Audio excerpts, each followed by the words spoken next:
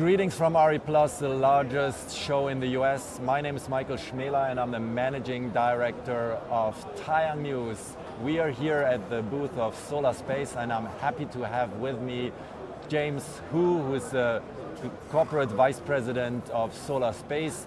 And welcome, James. Thank you, Michael. So it's great to talk to you here at RE+. Everyone's here who's interested in solar, and that's the show to be. And you have a wonderful booth here. So just let us know a little bit about your latest product developments. Sure. You can see we have a beautiful booth here at RE+. We're very happy to be here. And this year we bring our core products, the cell products. We have 6 kind of cells with PERC, 182 PERC, 182 N-type, and we have other specifications like 210 and 210R rectangular, and we also bring our modules, the PERC technology and also N-type technology modules. Okay, wonderful. So give us a little bit background on your activities, capacities. You said you're in the cell space, you're in the module space. So I think people who are in the solar space, they know you, but there are also some who are new to that. The sector is simply growing every day. Yeah. SolarSpace actually has been in this industry over a decade. I think yourself know SolarSpace very well. Sure. By this chance, of course, I want to introduce more. SolarSpace, its core business is cell supplier. We manufacture cells. So I think by end of June this year, we have 60 gigawatts of solar cell capacity. Among that, we have 15 gigawatts in Laos, in the Southeast Asia country. Of course, SolarSpace, we supply our cell products to almost every leading module manufacturers. Like you see JA, LONGi, Jinko, everybody.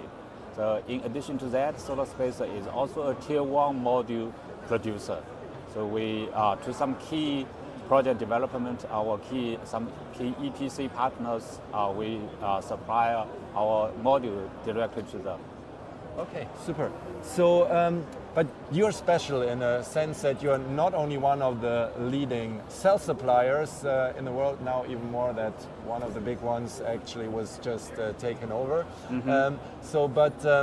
But you are also, you're a Chinese company on the one hand, but you are producing somewhere else, and this is also very interesting for the US, right? That's right. That's right. As I said earlier, we have 15 gigawatts cell capacity and 3 gigawatts module capacity in Laos. So this makes us a very unique position to serve the US market.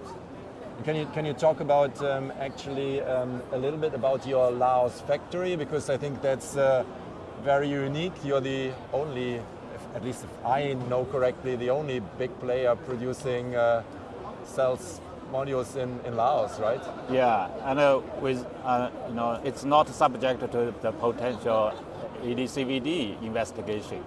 That's right. So actually, we had our capacity in Cambodia, but 1 year ago we built up our capacity in Laos. So we started.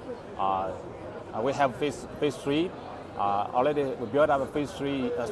In total 3 projects in Laos. The first 2, and phase 1, phase 2 are for cells, and phase 3 are for modules. So put all together, we already have 15 gigawatt cell and 3 gigawatts module capacity. Wow! And but what brought you to Laos? I think Laos was really not on the globe and on the solar map, I would say, for manufacturing. So people went to Malaysia, to Vietnam. Mm-hmm. So I think there's things now going on also in Indonesia more and more. But how Laos? How did you actually identify that as an interesting spot? When we decide to do any investment, we have to do our homework, a study of the market and to make sure where we can reach cost effectiveness and the top quality of the products. So we know the Laos, there is a good labor availability, and our infrastructure also the Laos is good to support our capacity over there. That's why we build up our capacity there, and still can guarantee the top quality because there's a good labor, technical engineers availability there, and also the cost structure is quite reasonably competitive, so which can make sure with our product we can be cost effective to help the global solar project, development. Okay, super. So maybe just I don't know, a few words on the current business environment. So we all know it's difficult. We have overcapacities on the one hand. On the other hand, that means also that prices are really under pressure. So what's SolarSpace's strategy in this regard? Surely, currently, the whole industry is facing overcapacity. That's one of the challenges the whole industry is confronting. Yeah. However, we are still very confident for the long-term development. We have to have long-term thinking, long-term strategy. So in my opinion, the industry still will continue to have around 20 to 30% compound growth rate every year.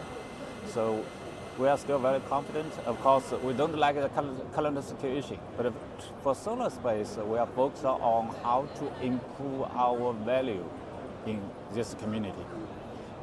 That's efficiency. We will continue to improve our product efficiency and operation efficiency, and also guarantee our product top quality. Thirdly, I would say it's also important to enhance and practice the ESG standards. So that's what we are doing. I believe all these strategy will help SolarSpace build its to stand out in this community.